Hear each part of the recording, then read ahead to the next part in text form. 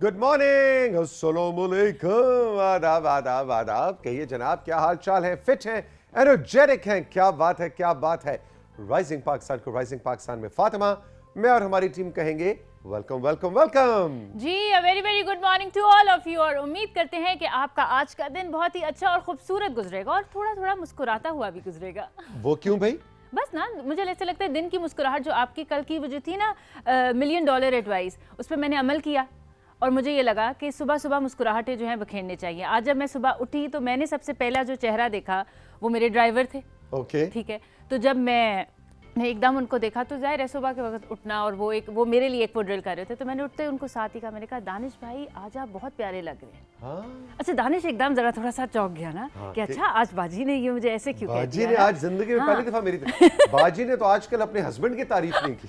और फिर मैंने एक और अमल भी किया, क्योंकि जब मैं अपना सामान गाड़ी में रख रही थी तो मैं अपने लिए जो एक चाय का कप बनाती थी, तो आज मैंने दानिश को भी गरम अरे गरम एक वाह चाय का वाह कप वाह दिया वाह, और वो तो बहुत खुश हो गए। एडवाइस प्यारे बच्चों के साथ साथ प्यारी बच्ची यानी कि फातिमा जदून ने भी उस पर अमल किया है। और यही हमारा मकसद है कि राइजिंग पाकिस्तान में हम हंसी मजाक में, खेल खेल में जो बातें आप तक पहुंचाएं, आप उन पे अमल भी करें और अपना फीडबैक भी हम तक पहुंचाएं। आपको याद है कल हमने एक सवाल इस पूरे हफ्ते का आपके सामने रखा है और आज भी हमारी लाइन्स ओपन है व्हाट्सएप नंबर पे। आप उस पर हमें उसका जवाब दे सकते हैं कि अगर आपको ऐसी कोई जादू की छड़ी मिल जाए कि आप इस दुनिया में कोई एक इन्वेंशन, कोई एक ईजाद करना चाहें, 030885936949 हमारा नंबर है।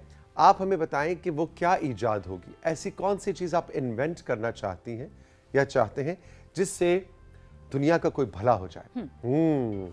तो आपने इन्वेंशन, ये नहीं जैसे कल फातिमा ने कहा था मैं गरीबों की भूख और अफलास के लिए कुछ करना चाहती हूँ। नो, एग्जैक्ट इन्वेंशन हमें बताएं कि मैं एक ऐसी मशीन इजाद करना चाहता हूँ या मैं एक ऐसा कोई ऐप इजाद कर, कुछ भी हो जो इंसानियत का भला करे। आपने हमें बताना है अपनी इनोवेशंस, अपनी इन्वेंशंस के बारे में, आज भी बताना है और आने वाले पूरे वीक में। बिल्कुल सही हो गया। अब अगर चले हम आज के राइजिंग पाकिस्तान की तरफ से, तौसीक साहब आज के राइजिंग पाकिस्तान में हमें ज्वाइन करेंगे हारून शुएब, और हारून शुएब जो हैं वो आज लेकर आएंगे हमारे लिए ऑल टाइम फेवरेट जो हमारी स्पोर्ट मूवीज़ थी, वो देखते हैं कि वो हमें कौन कौन सी मूवीज़ रेकमेंड करेंगे। आपकी वैसे कौन सी कोई हॉट फेवरेट है? एक होती है ना, आपकी होती हैं वैसे, हमेशा होती हैं कोई ना कोई मूवी फेवरेट, तो आपकी कौन सी है? कोई एक नहीं है, बहुत सी है। स्पोर्ट्स लेजेंड्स की मूवीज देखने से आपको बहुत ज़्यादा इंस्पिरेशन मिलती है, इसलिए कि आप उसको अपनी ज़िंदगी से कनेक्ट कर सकते हैं कि कैसे स्ट्रगल की। जिस तरह कल हामिद हशमत के साथ हम बेन स्टोक्स की बात कर रहे थे और अब्दुल्ला के साथ भी पिछले दिनों उन्होंने, अब्दुल्ला ने बेन स्टोक को फीचर भी किया। तो ऐसी बहुत सी कहानियाँ हैं जो ना सिर्फ क्रिकेट लेजेंड्स बल्कि स्पोर्ट लेजेंड्स की कहानियों में हमें मिलती हैं, लाइफ स्टोरीज में हमें मिलती हैं। और ऐसी कुछ कहानियां हारून आज लेकर आ रहे हैं जो कि हॉलीवुड की 6-7 बड़ी फिल्में जो स्पोर्ट्स लेजेंड्स के ऊपर बनी। मजा आएगा आज के सेगमेंट में। और क्या है फातिमा? और जी हमें ज्वाइन करेंगे एमबीए जब आते हैं तो हम सब जो है ज़रा थोड़े से एक्टिव हो जाते हैं, क्योंकि जब हमारे बच्चे हमें आके चीज़ें कुछ सिखाते हैं और जब बताते हैं, और मेरे जैसे लोग जिनको टेक्नोलॉजी के बारे में कुछ भी नहीं पता होता वो ज़रा थोड़े से घबरा भी जाते हैं। जी हाँ, अब आप कहेंगे एमबीए की बात कर रही हूँ और टेक्नोलॉजी की बात कर रही हूँ।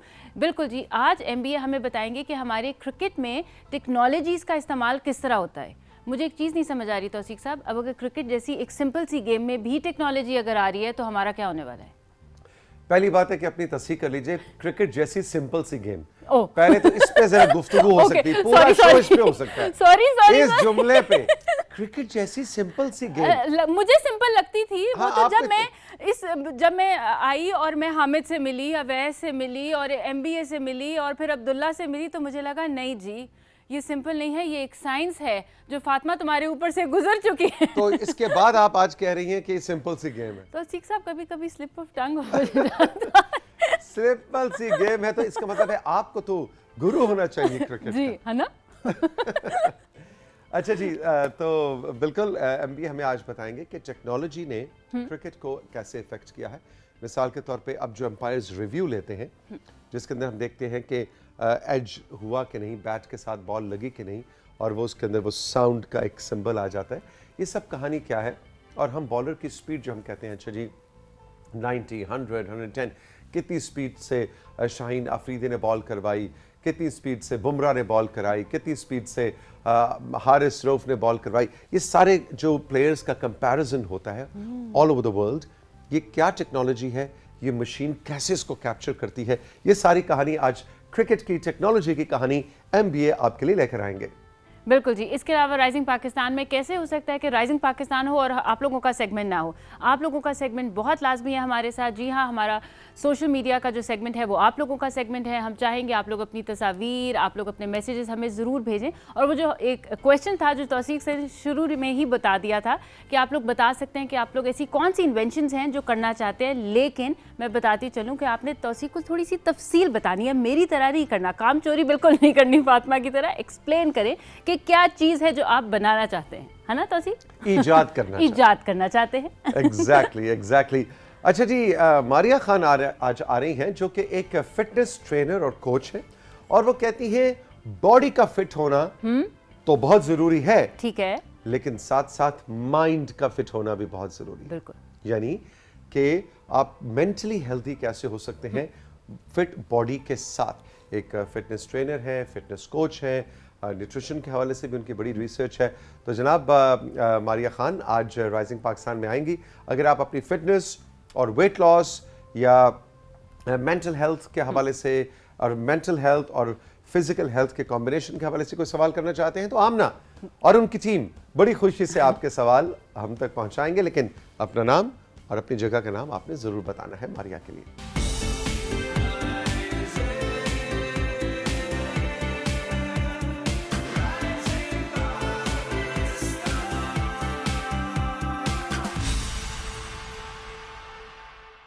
जी, welcome back to rising Pakistan. और स्टूडियो में हमें ज्वाइन कर चुके हैं MBA। आइए आप सबको मिलवाते हैं MBA से। अस्सलाम वालेकुम। वालेकुम सलाम। कैसे हो MBA? अल्हम्दुलिल्लाह, बिल्कुल ठीक हो आप? बिल्कुल। अच्छा, आज MBA जो आपका जो टॉपिक है ना वो बहुत ही इंटरेस्टिंग हमें लग रहा था, क्योंकि मुझे पर्सनली ऐसे लगता था कि क्रिकेट जैसी मुश्किल गेम में टेक्नोलॉजी नहीं होगी, लेकिन ये तो क्रिकेट में भी आप लोगों ने टेक्नोलॉजी को एंटर कर हर दिया। चीज़ की तकरीबन टेक्नोलॉजी अगर आप जाके देखें तो फ्रॉम द इवन फैक्ट जो ग्लासेस जो आप देखें कई क्रिकेटर्स पहनते हैं उनकी भी टेक्नोलॉजी होती है कि सन ग्लेयर ना आए उनकी आंखों में, बैट्समैन की, बॉलर की। तो हर चीज़ के अंदर आप समझें गेम जो है बहुत कुछ पिछले सालों में, स्पेशली कुछ इस लास्ट डेकेड में बहुत एडवांस हो चुकी है गेम।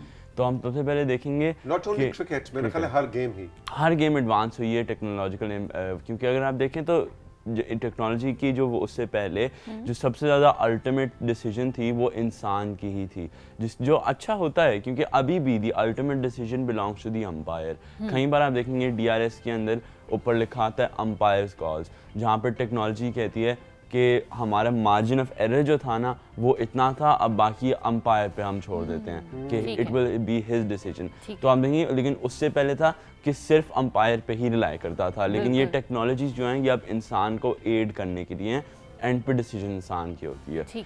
तो हम आज काफ़ी जो आउट, जैसे मैंने कहा था कि अब हमने सीख लिया बॉल भी कैसे करानी है, अब हमने पिच का भी सीख लिया, तो आज हम सीखेंगे कि बॉल के साथ करना क्या है और आउट होता क्या है। ठीक है। तो सबसे पहले हम देखेंगे कि आपने देखा होगा हर क्रिकेट मैच में तकरीबन 1-2 ऐसे आउट होंगे कि बैट्समैन जो है बहुत स्लाइट टच हुआ होगा जिसकी आवाज़ भी नहीं आई होगी आपको, और कैच हो जाती है और हम कहते हैं ये हुआ क्या है। जैसे सर अभी मैं आप सबको एग्जांपल देता हूँ, मैंने बॉल को इस तरह पास किया, किसी को आवाज़ आई इसकी? नहीं, बिल्कुल भी नहीं है, घर पे भी किसी को नहीं आई होगी। तो इसी तरह इतने मेरी उंगली से भी पतले मार्जिन से जो बॉल है वो बैट को गेम्स में टच करती है और out, that should be considered out, क्योंकि बैट को कांटेक्ट कर रही है। लेकिन इतने बड़े क्राउड के अंदर इतनी ज़्यादा आवाज़ के अंदर ये आवाज़ कैसे आती है?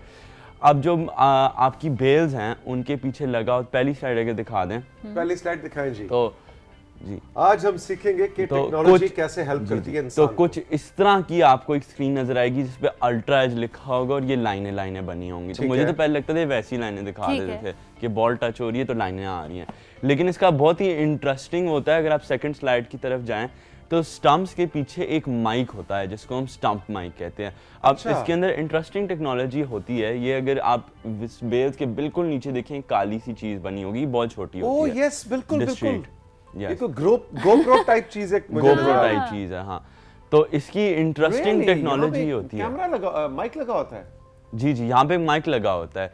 तो आपको इस तरह कई बार गेम के दौरान आवाज़ भी आ रही होती है विकेट कीपर की, जब वो करीब खड़े होते हैं, जब वो बोल रहे होते हैं, तो ये स्टंप माइक के थ्रू आ रही होती है। अब इसकी इंटरेस्टिंग फैक्ट ये है कि इतने बड़े क्राउड के अंदर ये रिकग्नाइज कर लेता है कि बॉल जो है वो किस मोमेंट पे बैट के साथ स्ट्राइक कर रही है, और ये उसको पिक करता है और उसको आइसोलेट कर देता है। इसके लिए हमें थोड़ा बहुत समझना पड़ेगा कि आवाज़ आती कैसे है। तो जब मैं ऐसे ताली मारता हूँ तो होता क्या है कि इस कमरे के अंदर बहुत सी एयर की पार्टिकल्स या मॉलिक्यूल्स हैं, जब मैं ये करता हूँ तो वो डिस्टर्ब हो रही हैं। डिस्टर्ब इस तरह हो रही हैं कि कई जगह पे वो बहुत पैक हो रही हैं, कई जगह पे वो खुली खुली हैं। इससे एक वेव बनता है जिसको हम कहते हैं, जो साउंड की चीज होती है उसे साउंड वेव्स आपने सुना होगा। ये क्वाइट लिटरली अगर आपके पास सलाहियत होती देखने की, तो आप देखिए कि हवा के अंदर वेव्स बन रहे हैं और ये आपके कान के अंदर जाके एक बोन होती है इनफैक्ट, जिसको वो वाइब्रेट करती हैं ये वेव्स, जो आपके दिमाग में एज अ साउंड रजिस्टर होती हैं। तो आप समझिए ये माइक जो है ना, ये वही बोन है जो ये वाइब्रेट करती है और वो पिक करती है। और इसके अंदर सबसे इंटरेस्टिंग बात है कि वो इस तरह के वेव्स बनते हैं, जिस तरह पानी के अंदर पत्थर फेंकें तो ये वेव्स बनते हैं ना, इसी तरह आप देखें कि हवा के अंदर जब आप बोलते हैं तो इसी तरह के वेव्स बनते हैं कुछ। ये बाद में भी हम बॉलर्स की स्पीड में यही स्लाइड हम दिखाएंगे, लेकिन बहरहाल जो वो आवाज़ होती है वो स्टंप माइक में जाती है। स्टंप माइक क्या करता है, वो बॉल की आवाज़ को आइसोलेट करके क्राउड से, प्लेयर से एम्पलीफाई कर देता है उसको। और फील्ड के अराउंड बहुत ज़्यादा कैमराज होते हैं जो एक सेकंड में 100 से ऊपर तस्वीरें ले रहे होते हैं। तो इस तरह उनको साथ पेयर करके आप मोमेंट देख सकते हैं एग्जैक्ट, जहाँ पे बॉल बेशक बहुत बिल्कुल एक स्लाइड से भी टच हुआ तो वो टच करती है। तो इस तरह हम अल्ट्रा एज आउट देखते हैं। ओके, और ये हमेशा हम सोचते थे कि भाई वो जो उसने कह दिया अंपायर का, वो उसने रिव्यू ले लिया है ना, ऐसे करके कि रिव्यू लिया है 3 seconds for, हम कहते हैं बाबर ले रिव्यू, ले आउट था। कोई कह रहा था नहीं ना ले रिव्यू जाया ना कर। कई बार वो इतने होते हैं कि रिव्यू ले लो प्लेयर्स, क्योंकि उनको ऑन फील्ड नजर आ जाते हैं, आवाज आ जाती है उनको, कॉन्फिडेंट होते हैं, अंपायर को नहीं आती बस, तो वो इसलिए कॉन्फिडेंट होते हैं। तो दूसरे जिसकी तरफ हम टेक्नोलॉजी की तरफ जा रहे हैं वो है DRS। अब पहले तो मुझे लगता था उन्होंने बॉल खोल के कोई चिप डाली हुई है अंदर जिससे वो होता है, लेकिन बड़ी इंटरेस्टिंग चीज़ है ये कि फील्ड के अराउंड बहुत से कैमरास होते हैं जिसको हम हॉकाई टेक्नोलॉजी कहते हैं। अब वो कैमरास जो हैं वो कैलिब्रेटेड होते हैं और वो बॉल की हर पोजीशन को कैलकुलेट कर रहे होते हैं। अब जहाँ पे मेरे पैर से लगी है बॉल, तो अगर वो कैमरास होते तो वो पॉसिबली बता सकते थे कि जिधर से बॉलर ने फेंकी, जिस पोजीशन पे फेंकी, उससे उसकी ट्रैजेक्टरी आगे क्या होगी। अब इसके अंदर एक बहुत ही इंटरेस्टिंग फैक्टर आता है कि इसके अंदर कुछ चीज़ें होती हैं जो हम कंसिडर नहीं करते। सबसे पहले हवा, कि कैमरास हवा तो नहीं देख सकते, तो वो इस तरह उसको कैलकुलेट नहीं कर सकते कि अगर बहुत हवा चल रही होती तो वो एक आइडियल कंडीशन में, आइडियल हवा में, आइडियल टेम्परेचर पे बताते हैं कि इस तरह बॉल जाती। तो ये तकरीबन आप समझें एक बहुत ही एजुकेटेड गैस होता है। इसके अंदर अबाउट 2 मिलीमीटर्स का मार्जिन ऑफ एरर होता है, जिसके अंदर एक बहुत ही इंटरेस्टिंग बॉल आता है। अब देखें 2 मिलीमीटर्स वैसे कुछ नहीं होता, लेकिन तब इन प्ले आता है जब बॉल जो होती है, आपने कई बार देखा होगा विकेट्स को हिट करी होगी लेकिन आउट नहीं दिया उन्होंने। तो ये क्यों होता है?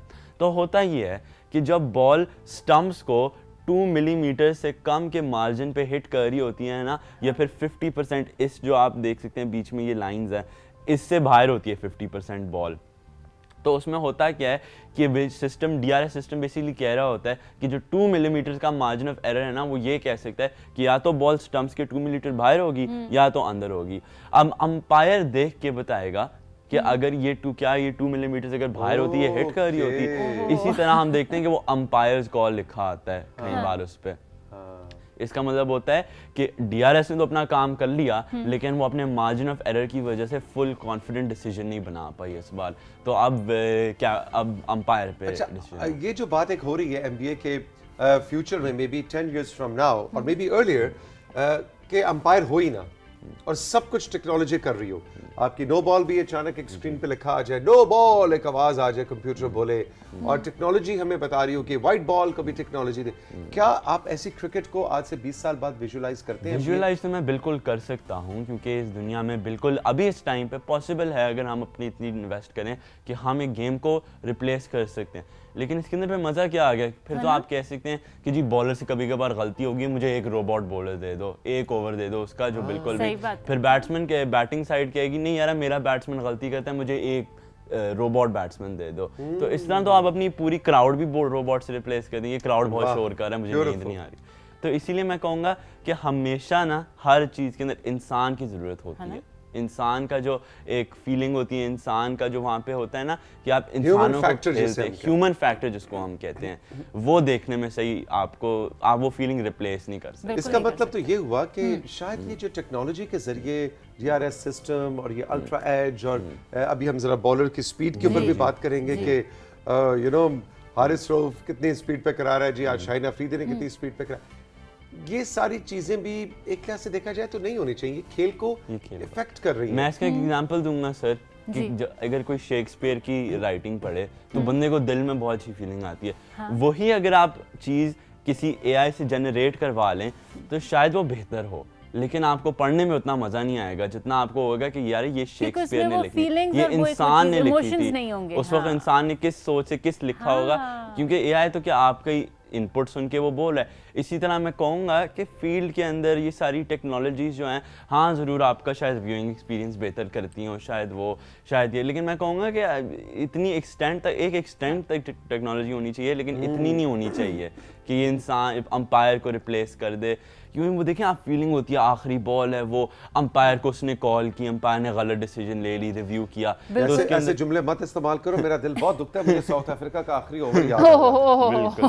इस पे हमने कोई बात नहीं करने वाला, मैं उठ के चला जाऊंगा प्लीज, बड़ा दिल दुखा हुआ कसम से। जी मुझे लग रहा है उसका भी दिल दुखा है, मैं तो मेंशन ही नहीं किया, मैंने कहा मुझसे मेंशन ना हो। मैंने सोचा होता, मैंने कहा अगर एमबीए ने उस बॉल का जिक्र किया तो मैं शो से वॉकआउट कर जाऊंगा। यही फीलिंग्स हैं सर, अब यही आप सब देखेंगे, ये जो फीलिंग्स हैं ये वो ना फीलिंग्स आती हैं अगर यही गेम रोबोट से रिप्लेस हो जाती है। एग्जैक्टली जी जो अच्छा जी, अब आओ जरा लास्ट हिस्से की तरफ। लास्ट हम उस पे आते हैं कि बॉलर की स्पीड कैसे मेजर की जाती है। अब कई बार आप देखेंगे कि एक हारिस रऊफ ने ओवर किया, उसके अंदर वो दिखाएंगे 150, 120, 130, तो ये आती किस तरह है? तो होता ये है, मतलब ये कैलकुलेट कैसे होती है? कैलकुलेट कैसे होती है? अब एक चीज़ होती है रेडार गन जिसे हम कहते हैं, वही पानी की स्लाइड अब दिखाएं आप। तो जब बॉल को फेंका जाता है तो बॉल डिस्टर्बेंसेस क्रिएट करती है, ठीक है। अब इसको कैलकुलेट करने के लिए वेव्स को एक बड़ा इंटरेस्टिंग है कि आप देखेंगे एक पॉइंट ले लें आप, ठीक है, आप पत्थर फेंकें, उस पॉइंट से जितनी वेव्स गुजरेंगी ना वो उसकी फ्रीक्वेंसी होती है। फ्रीक्वेंसी कितने बार वो एक सेकंड में उस पॉइंट को क्रॉस हो रहा है, 5 फ्रीक्वेंसी होगी, उसकी जो यूनिट होता है उसको हर्ट्ज कहते हैं, कहीं ये फ्रीक्वेंसी होगी। तो इसी तरह बॉल को जब आप फेंकते हैं तो उसकी भी एक वो पॉइंट होता है जहाँ पे जो रेडार गन होती है वो वेव्स बाउंस करती है उसके ऊपर, और वो वेव्स रिसीव, अगर मैं स्टिल बॉल पे करूं तो जितनी फ्रीक्वेंसी से वेव्स आएंगी उतनी से ही रिफ्लेक्ट हो जाएंगी, क्योंकि वेव्स चेंज नहीं, फ्रीक्वेंसी चेंज नहीं होती इस तरह से। लेकिन अगर बॉल मैं रेडार गन की तरफ फेंकूं तो वो क्या होगा कि जब वो इनिशियली भेजेगा तो फ्रीक्वेंसी डिफरेंट होगी, लेकिन आहिस्ता आहिस्ता वो स्पीड पिक अप कर रहा है।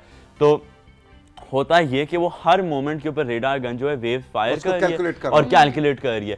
तो आप देखिए, एक और भी मैंने एक ग्राफिक देखा था, जो रिलीज पे बॉलर की स्पीड होती है वो बहुत ज्यादा होती है, तकरीबन 150 थी, और पोस्ट बाउंस वो दिखाता है 129। ठीक, तो हमें क्या जो हमें बताई जाती है वो कौन सी है? पोस्ट बाउंस होती है, यानी टप्पा लगने के बाद, जो ठप्पा लगने के बाद जो बॉल होती है वो, क्योंकि हमने पिचेस में भी डिस्कस किया था कि ठप्पा खाने के बाद बॉल आहिस्ता हो जाती है। तो ये हमें बहुत इंटरेस्टिंग तरीके से बताता है कि किस स्पीड पे बॉल ट्रैवल कर रही होती है। ओके, तो एक स्लाइड भी है आई थिंक हारिस रऊफ के हवाले से, जी हारिस रऊफ, जो एक एग्जांपल के तौर पे, जैसे ये ICC men's T20 world cup जो हुआ था, इसके अंदर उन्होंने दिखाया था कि सबसे फास्टेस्ट बॉलर्स कौन से थे।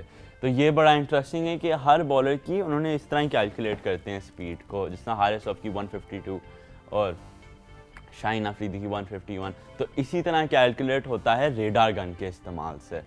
ठीक, मतलब अगर ये स्पीड उन्होंने चेक करनी है तो उसके लिए रेडार गन जो है रेडार गन इस्तेमाल की जाती है। इंटरेस्टिंग। अच्छा, इसका मतलब जब ये टेक्नोलॉजी नहीं थी तो उस जमाने में क्राफ्ट, क्लार्क, माइकल होल्डिंग। जिस जमाने में टेक्नोलॉजी नहीं थी उस जमाने में पाकिस्तान वर्ल्ड कप जीता था, तो मैं तो बिल्कुल खिलाफ हूँ इस हाँ, टेक्नोलॉजी। बिल्कुल, मैं भी हो गई टेक्नोलॉजी के हूँ। खिलाफ। अच्छा नहीं, मैं ये कह रहा हूँ कि उस जमाने के जो बॉलर्स थे, डेनिस लिली था, ये सारे बॉलर्स जो हैं जो अपनी स्पीड की वजह से, इसका मतलब इनकी कोई कैलकुलेशन आज तक हिस्ट्री में अब नहीं है कि इन्होंने किस स्पीड से कराई।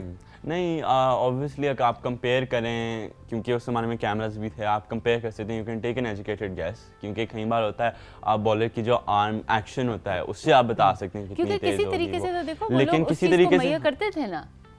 उस जमाने में मेजरमेंट नहीं, स्पीड, बताया मेजर की नहीं जाता। स्पीड नहीं बजाया, पता नहीं, क्योंकि मुझे ऐसी तो नहीं याद कि कभी हाँ, लिखा हुआ आया हो कि डेनिस ऐसी, लिली ने हाँ, या माइकल होल्डिंग ने हाँ। या आई डोंट नो। हाँ, ये मुझे याद है कि शोएब अख्तर और ये वाली जनरेशन जो इसके बाद, वसीम अकरम, इसके बाद नंबर ये जाना शुरू। हमें मिलने शुरू हुए statistics। अराउंड क्योंकि DRS टेक्नोलॉजी जो थी वो 1992 में बन चुकी थी, लेकिन उस तरह से मुझे याद है कि लेकिन implement- 2011 के अंदर पहले ODI में इम्प्लीमेंट हुई थी, 2011, so almost 10-20 years later it was implemented, perfected। तो इसी तरह हो सकता है उस ज़माने में टेक्नोलॉजी हो, लेकिन परफेक्ट करने में वक्त होता है, क्योंकि अगर आप कोई ब्रोकन टेक्नोलॉजी गेम के अंदर ले आएँ तो वो बहुत इफेक्ट कर सकती है गेम को। हालांकि स्पीड इतना इफेक्ट नहीं करती, वो तो एक बस आपको एक घर पे बताने के लिए ग्राफिक फिगर है।